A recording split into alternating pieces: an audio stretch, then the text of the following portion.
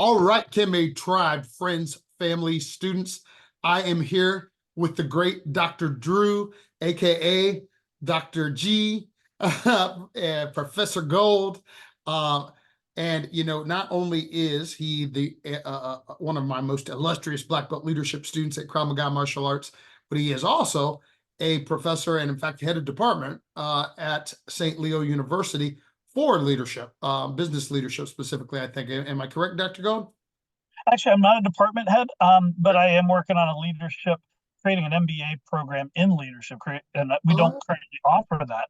We offer a bunch of leadership courses and we stress it throughout the curriculum, but I'm in the process of creating actually not even an MBA, but a master's in leadership. We're looking at trying to get a master's of science in organizational leadership. So we're hoping to launch that in probably 2025.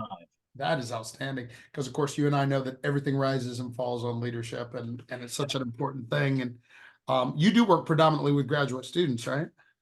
I have been the last couple of years because of some downsizing that we've gone through. I've actually transferred. I still work a lot with our doctoral students, but they've had me teaching a lot of undergraduate classes in part because I'm literally the only person qualified left in my department that can teach the stats. I've got three sections of an undergraduate stats class, and Wow. now instead of picking up the initial doctorate class that I used to teach a lot, they've transitioned me towards the doctorate stats class because again, I'm really the only person left that they want to put in that course. So my requirements and my responsibilities have changed quite a bit over the years. For about 5 years, I was teaching nothing but MBA and doctoral level students, but then that's switched just because of the need of the university. And what exactly? Two things. First, I want to let you know that your sound is mostly good, and every once in a while it's coming muffled and distorted. So I'm not sure which. Yeah, like. But second, I wanted to ask you. So, what is specifically your PhD in? My doctorate is actually in strategy and innovation, and I got Huh. that at the University of North Carolina in Chapel Hill, and it is a PhD. So I focused on organizational level knowledge management capabilities. And believe it or not, when I wrote my dissertation over 20, that makes me feel old. But when I wrote my dissertation over 20 years ago, the concepts are just as important today as they were back then. If not even more important today. Yeah, absolutely. Well, Dr. Gold, one of the things I want to talk about before I even actually get into the podcast is just what happened today, right? Because I think that there's lessons on both sides of it, and that is Mhm. that I actually had somebody else lined up to do a podcast with me today, a fellow school owner that is also an author, in a different state, and then at the last second he pulled out, and so number one, I was thinking like I was prepared to come on here by myself and talk about the fact that everything happens for a reason and serves us well, right? Like, because, like some people, when something like that changes, they completely overreact to the situation and they let it become a negative in their day. I would have just refocused the time either way. But of course, what would be even better is to be able to do what I had planned to do anyway by getting somebody else, an even better person, person on for the podcast. And I'll make sure he listens to this one before he comes back on again. And it also speaks to readiness and flexibility, and right, because I sent a message, I was on another call, sent a message to you, and you're like, yeah, sure, I'll jump on. And I think that is an awesome leadership lesson as well. Because there's also, most people aren't, rather we're talking about this or any opportunity, right? Like just being ready to go when asked, to just say yes and go. I think, could you speak to that a little bit? So I think there's two different aspects. Number one is from your perspective. You got thrown a pretty big curveball and you weren't quite sure what to do with that. And you could have just thrown your hands up in the air and thrown a little tantrum, said, "Oh my God, I can't believe you did this," and just got all mad and angry and frustrated. But you didn't do that. I call that the fear-based perspective. Right? You Mm. got thrown that curveball. You could have gone and freaked out and said, "Oh my God, what am I going to do now?" Right? That's that fear operating. But instead, you took the growth perspective, and I talk about this a little bit in my book, which we'll get to a little bit later on. But you took a growth perspective, and instead you said, "Okay, what do I need to do? How can I react in a more productive and a more positive manner?" And your initial reaction was, "Okay, well, this guy backed out instead of getting, pissed off and frustrated and angry about it. What do I need to do? Let's go out and find a different person. And I'm honored that you thought of me, and I'm grateful that you reached out. So, from your perspective, it's switching how you react to that situation, which is, I think, a fabulous leadership lesson, right? Instead of getting afraid of what happened, right? We're in a constant state of change. When we were growing up, when you and I were growing, we're the same age, so we had very similar time frames when we were growing up. And when you and I were growing up, the two constants in society were death and taxes, right? But guess what? You can freeze yourself and cheat death, and just ask all the multi-billionaires out there about their tax rates, right? They're I don't want to say cheating taxes, but they're legally figuring out ways to reduce that. So Mm, what are we left with? We are left with the only constant in society today is that of change. So mm, you've got to be flexible. As a leader, you've got to expect the unexpected. And 2 years, what was it? Wow, it was even 4 years ago. We got thrown a massive curveball in February 2020. Whoever would have thought that the entire world would literally come to a screeching halt and just stop functioning, right? right. Never in our wildest dreams.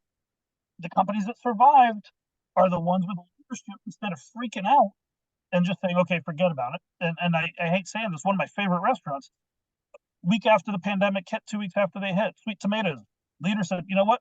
We're a buffet, we can't operate. Threw his hands up in the air and said, forget about it. We're going bankrupt for shutting everything down. Yeah. Instead of trying to look for alternatives and look for changes and take, you got to be able to withstand the storm, right?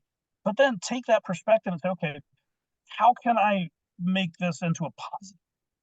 Then on my side, you're asking me, for me, being able to just have that kind of flexibility in my schedule, being able to shuffle things around. When you come to me and say, "Oh my God, I can't," I'm really busy. Yeah, I'm busy, but you know what? I'm always willing to lend a helping hand. I maintain that mentality of flexibility throughout, and I try to adjust as I can. Now, certain things, if I was in the middle of a meeting with the president of our university, that might be a different situation. Right, Right? right, right, I right, couldn't, I couldn't just say, "Oh, sorry, I got to cut this meeting short. I got to do a podcast." right. That wouldn't go over well. But within a certain context, you know, that having that kind of flexibility, that kind of adaptability, you know, for me, it's the same situation as for you. Maintaining that perspective, maintaining that flexibility, and for me, maintaining the willingness to help. I'm always willing to step in and help out when I can. And I think that's, in part that's just who I am, but I think in part that's also what you teach at the studio there, right? It's not just about us. It's not about us. It's about our community. You built a community there. You built a wonderful community. And so when I can help out, I'm more than happy to stand up. I'm a proud member of this community. And I'm lucky in that I have a little bit of flexibility in my schedule. So, when something comes up, yeah, hey, if I can help out the community, if I can help out you, if I can do something, I am more than happy to do that. Well, first of all, thank you for that. Both both the willingness to help and the comment. I appreciate that because it means a lot coming from you. Which leads to second, like anybody listening is like, okay, clearly the man is an authority on leadership. I mean, it's, you speak with Thank you. great authority on it. So thank you for that. And I think it's very interesting, the things that you had to say about both of our parts in this thing, because they tied to what you earlier said, when you were alluding to your book about the difference between the fear and the growth minded, right? Like that's relevant to this, that's relevant to the pandemic, right? Like Relevant to everything. it's relevant to everything. It's like, because yeah, listen, in my industry, like they say that like 60% of my industry voted. It's like, and granted, if you were in one of the crazier states, it was even harder anyway. But Yeah. Oh yeah. so I'm grateful for that blessing. But besides that, you know, you're absolutely right. I remember the day that it happened, telling my team, look, I don't know what's going to happen, but I know what's not going to happen. And that's what I meant. We won't give Yeah. up. We won't quit. And I had the Yeah. meeting here the next day. And remember, we shot all that curriculum. And then that's when I wrote my book. And that's when the virtual dojo was created. All kinds of, I found a new mentor during that time, like all Mhm. kinds of really important things happened because of that growth mindset as Yeah. opposed to the fear mindset. And there's two things I want to talk about, and you can decide which order we go, that I think are book, because they're both great spinoffs from everything you said. Like, and one is of course your book and the things you teach in your book. which is very relevant and will be very, very useful to my entire leadership tribe. And two, as I said, you are clearly a leadership authority, and it's always meant a lot to me when off the record you've said, hey, I can't believe that you're, well, I'm not going to say what you said because I want you to say it on the record, but you to say, You'll get me on the record now. yeah, you've had things to say that meant a lot to me. Were very, meaningful to validating to me. Maybe that's the word about what my Black Belt Leadership Program is. So whichever one of those you want to take off with first, and then we'll go to the other one. Sure. Well, I think we'll start with the leadership aspect. I mean, but you always say, you have the world's most practical self-defense program in the world, but you're really a leadership academy that just happens to teach self-defense. That's right. That happens to teach the most practical self-defense in the world. And that's true, especially for those that are enrolled in the Black Belt Leadership Program. And I'll go back to even people that are not enrolled, people that are just coming into the dojo. You still give them lessons. You still talk about leadership. The senseis, when they're in the Shihans, when they're running the classes, still talk about those things. We get deeper dives as part of the Black Belt Leadership Program, right? We have days that are devoted towards leadership, where we sit down and talk about leadership and things like that. But the concepts and what's beautiful about the dojo, at school, we teach leadership at the college. We've got classes with an undergraduate that we talk about the MBA program and talk about the DBA program. Right? So those are all adults. One of the beautiful things about what you've done is you're starting to instill some of the stuff we teach at the university in kids that are 5, 6, 7, 8 years old. That this stuff's not taught in elementary school. This stuff's not taught in middle school.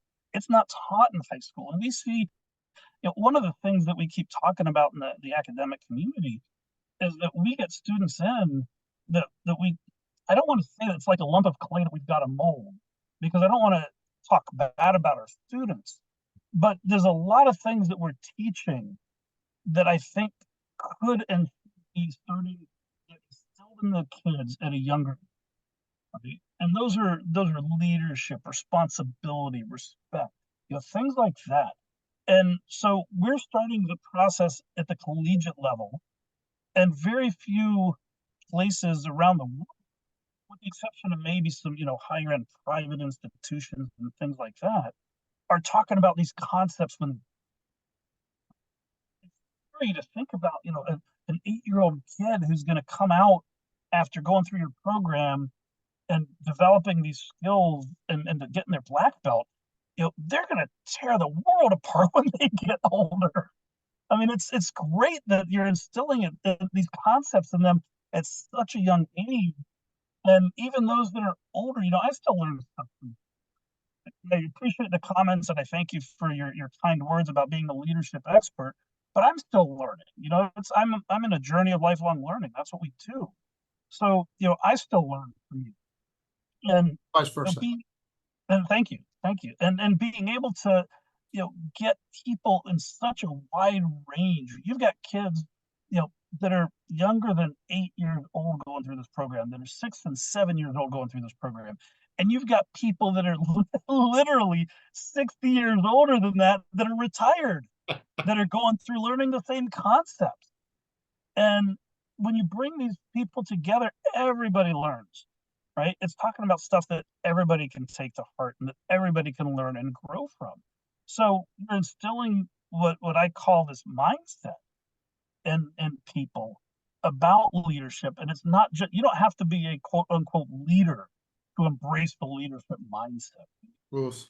You can live your daily life embracing these principles. And even if you're never put in a position of leadership per se, or quote unquote leadership, right, where you're in charge of a department or you're in charge of a group of individuals, you can take these principles, apply them, and they'll still make you better. They'll still improve your life. They'll still help you perform better. There's nothing negative to say about learning leadership, even if you don't get put into a situation where you're in charge of a group of people, because it benefits you so much just in your day-to-day living. So, I think you're doing a great job, and I apologize. I think the way you quote it, and I may be paraphrasing, but we're a leadership academy that just happens to teach the most practical self-defense in the world. Absolutely. And I think that really sums it up. Right? We really, yeah, and I love going through the self-defense, and I love learning the techniques. I feel a lot more confident that I can handle myself.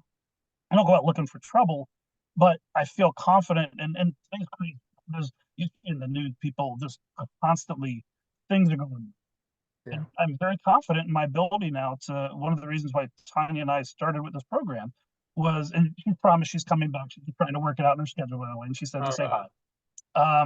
But I feel confident in my growth, and I'm not even at the black belt level, but you know, I'm comfortable that I can handle a lot of different situations that Love I it. wasn't when I walked into your dojo.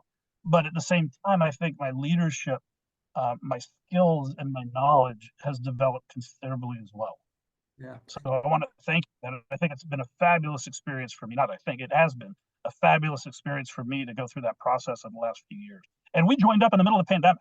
So I know. for those who I don't know, know.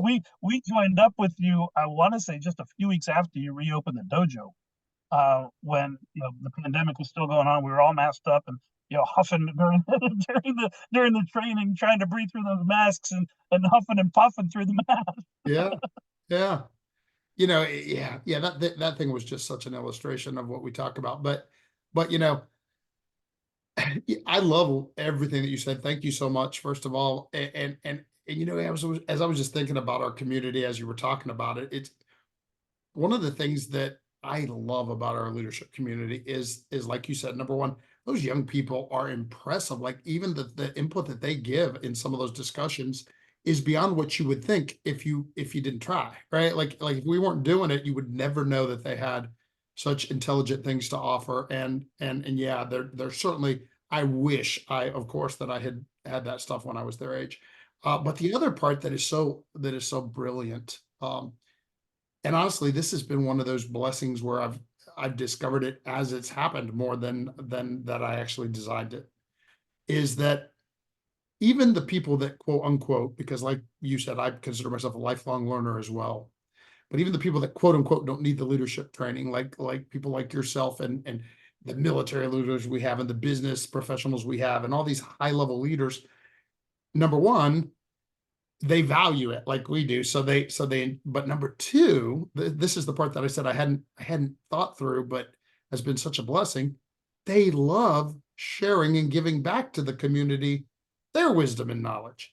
So it's right. So it's just this great, it like you said, it's such a great growth environment because of that as well. Because the people that, I think of Dr. Mike, right? Like, isn't Dr. Mike a great example? He just Oh yeah. loves sewing into the kids and but we just have so many like that. And yeah, it's a blessing. So tell me something. You have a great book and it's kind of fun because when you started at me, the book was when you started with me, you mentioned that you were going to write this book, but I've been mentioning it for a long time.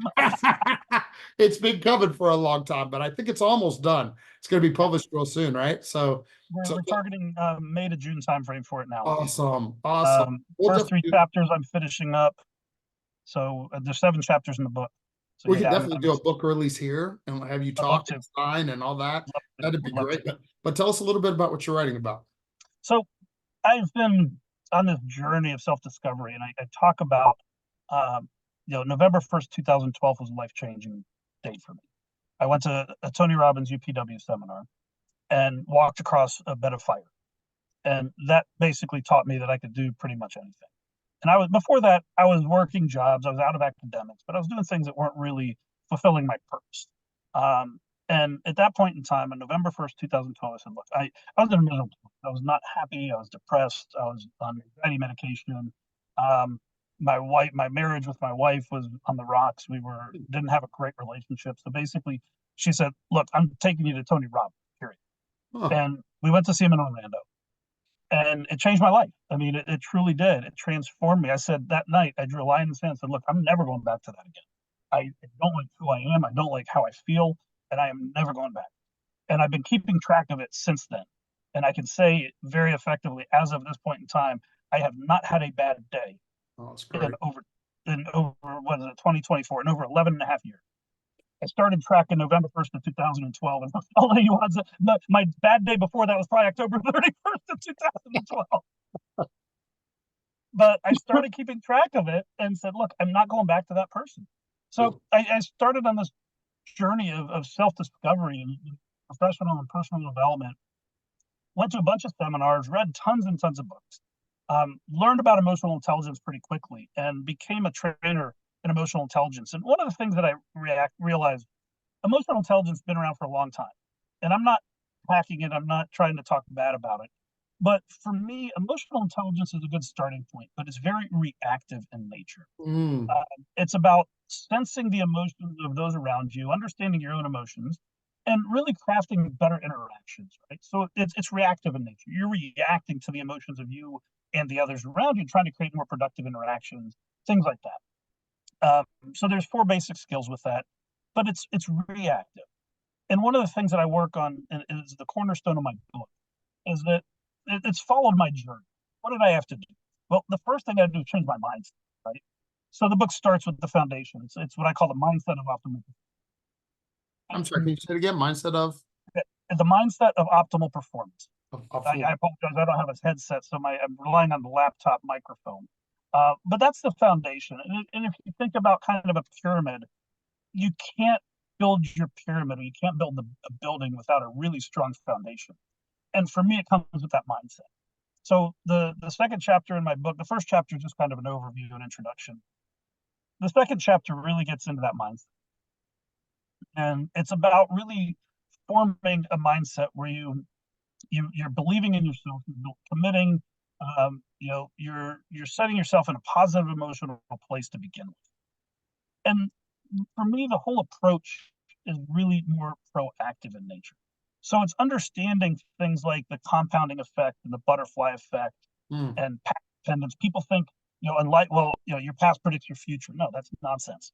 At any point in life, you have a choice to make, and you can choose to continue down the path that you're on, or you can choose to make a change. Come Now, on. those changes may not be easy; they may be difficult to make, but you can. But again, you have to believe that you can, and that comes back to that mindset, right? You're Yes. never going to break out of that path if you don't have the right mindset.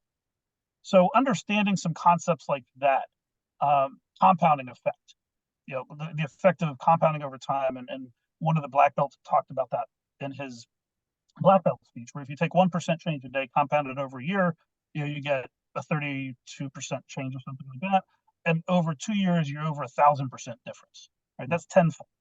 I mean, that's a major difference just by making a small change every day. Well, now imagine combine that with the butterfly effect. Butterfly effect, Yep. small change up front, big impact. So what happens if that 1% change you make results in a 5% change in the back end? Mm. Now compound that 5% change. Mm. And now you got some massive changes going on very soon, right? So it's about finding those little things that have big impacts, right? That's what the butterfly effect tells me, and stacking those up, which is the compounding effect. So understanding some of those underlying mechanisms. And then I go through a slightly different approach than the 4, the self-awareness, social awareness, self-management, and relationship management skills of emotional intelligence. And for me, it's about identifying what's going on, recognizing when you're hitting your triggers, and then changing how you respond to those triggers. And eventually, if you get really good, you can anticipate them and avoid those all entirely. So Yes. it goes through kind of that process. And then I get into the real root. The concept is a couple of different things. Number one, I call the approach emotional dexterity, Mm. because it's beyond emotional intelligence. It's beyond emotional intelligence. But it's and the subtitle is going to be never have another bad day. I was going to title it something different, but my wife said, you don't have bad days, so you should put that in the title. That's a So great title. it's beyond emotional intelligence. It's the subtitle, never have another bad day.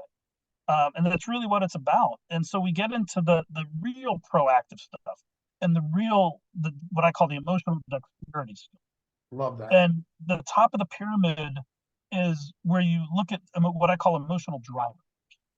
And that's where you get into a real deep dive of understanding why you feel like you do in certain contexts, right? Certain people just feel anxious and frustrated and angry when they're put into a certain situation. But why is that? So Mm. it's looking at those drivers and trying to understand knowledge is power. Coming back to those after school specials, remember the conjunction junction stuff? One of theirs was knowledge is power. They always said that at the end. Yeah. And that's true here. That 100% applies. the more you understand what drives your emotions, the more you're able to do something. But then it falls back on that, identification, recognize when this is occurring and change how you respond to the situation. So, What I and then, love about what you're saying, though, Doctor, excuse me, what I love about what you're saying is that yes, knowledge is power, but with your approach, the emotional intelligence versus emotional dexterity, with the proactivity of your approach, it addresses one of my favorite quotes, which is that applied knowledge is yeah, power, yes, right? Like, that's true. and your approach totally addresses that, right? Knowledge does nothing unless you do something with it. Right? Exactly. Right. So I should say, yeah, applied knowledge of power. That's a Yeah. very good modifier. And then the last part is that real proactive part. How can I actively create emotion, just like flipping on and off a light switch? Come on. So the original subtext of my book, the original subtitle was "Find and Control Your Emotional Light," and that's what that chapter is all about with drivers. If you know where to look for them, you can flip emotions on and off literally like a light switch. And I'm not saying I don't experience bad emotions. I do. I get frustrated. I get angry, but they're short-lived emotions. Think about the root of the word motion. Right? It's energy and motion. It's designed to move through us. What we want to do is we want to let the negative energy, those negative emotions, the ones that make us feel bad, that are unserving for us, move through us without grabbing on and holding on and never letting them go.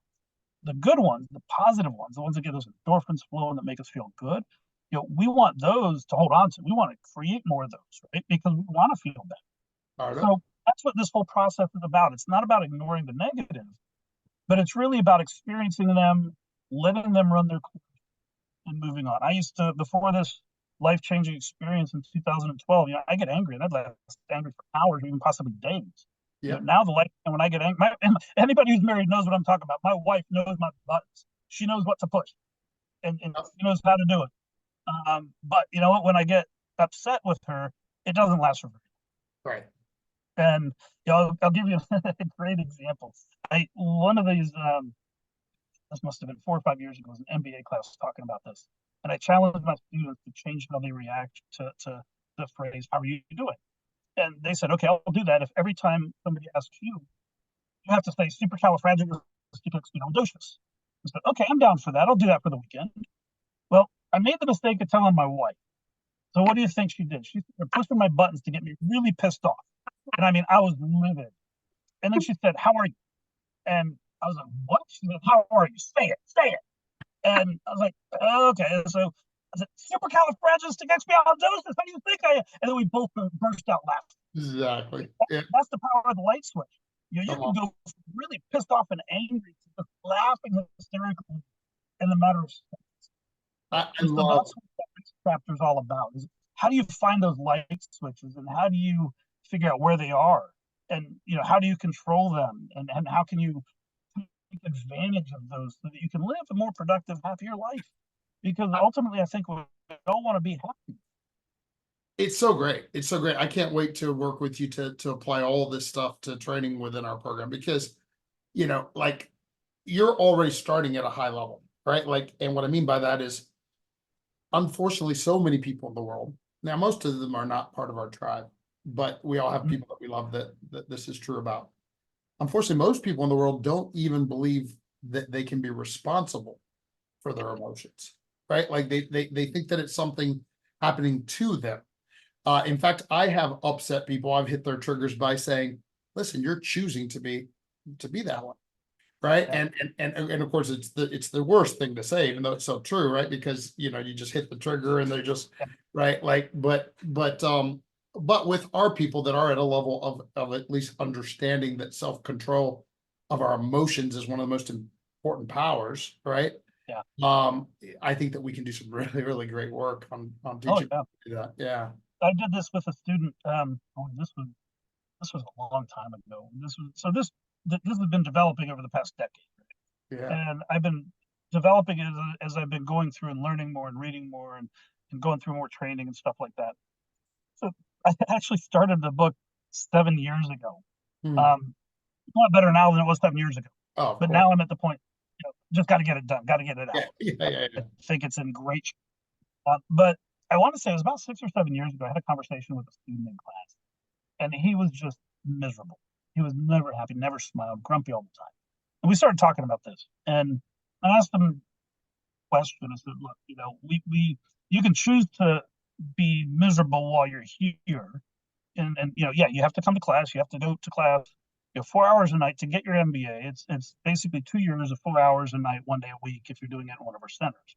And we don't have the centers in the back. But so we had 8 within their 8-week course. So we were together for 8 weeks. And early on, I was talking about this concept. And he was just miserable. And he went back and forth about his ability to change, his ability to decide to be happier. And I left him with this thought. I said, look, you have to be here. You don't have to be here, number one. You're choosing to be here. No, I have to be here. I said, no, you choose to be here because, and that's one of the biggest things, is if you think about the emotional undertones of choosing versus having to do something. Absolutely. Right? Choosing puts you in a position out. It puts you in a positive place. I choose to do. Yeah. As opposed to I have to, which makes you feel like you're forced and manipulated and doing something you don't want to do. Right. So just that one shift in mindset alone can change the underlying emotion very rapidly.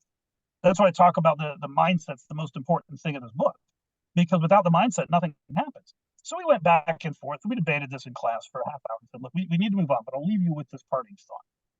I said, ultimately, you can choose to be miserable for the next 2 years of your life, or you can choose to enjoy the ride. You can choose to look at this. You're coming to class, you're coming to learn.